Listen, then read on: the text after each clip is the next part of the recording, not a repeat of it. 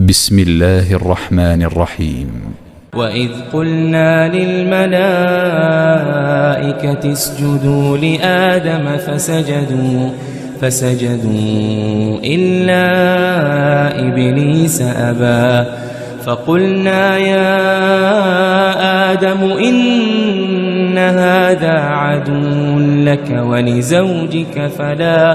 فلا يخرجنكما من الجنة فتشقى إن لك ألا تجوع فيها ولا تعرى وأنك لا تظمأ فيها ولا تضحى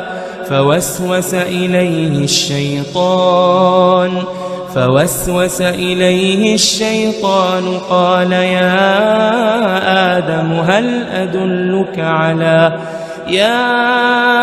آدم هل أدلك على شجرة الخلد وملك لا يبلى فأكلا منها فبدت لهما سوآتهما وطفقا يخصفان عليهما من ورق الجنة وعصى آدم ربه فغوى ثم اجتباه ربه فتاب عليه وهداه قال اهبطا منها جميعا بعضكم لبعض عدو فإما يأتينكم مني هدى فمن اتبع هداي فلا يضل ولا يشقى ومن أعرض عن ذكري فإن له معيشة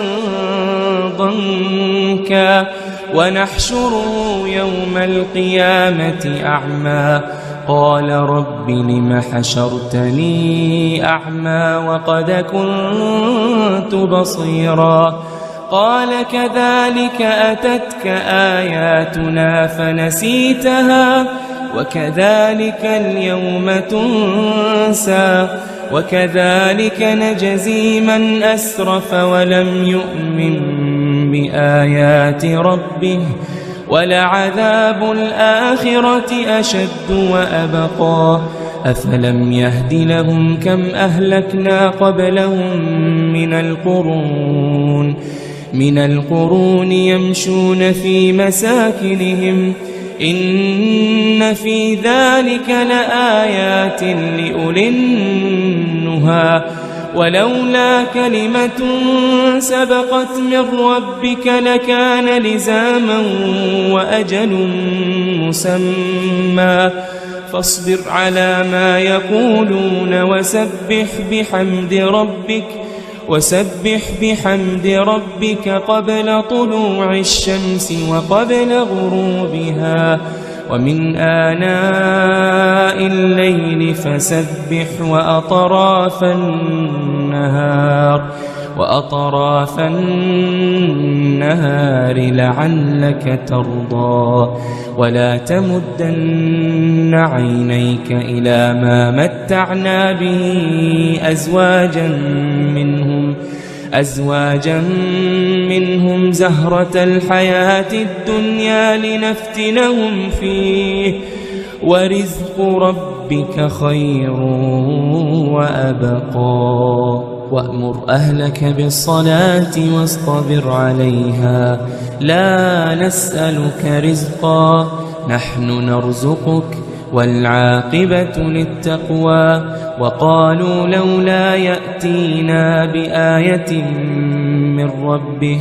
أولم تأتهم بينة ما في الصحف الأولى ولو أنا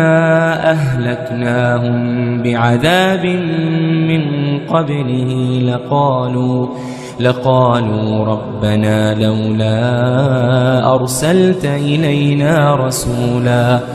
ربنا لولا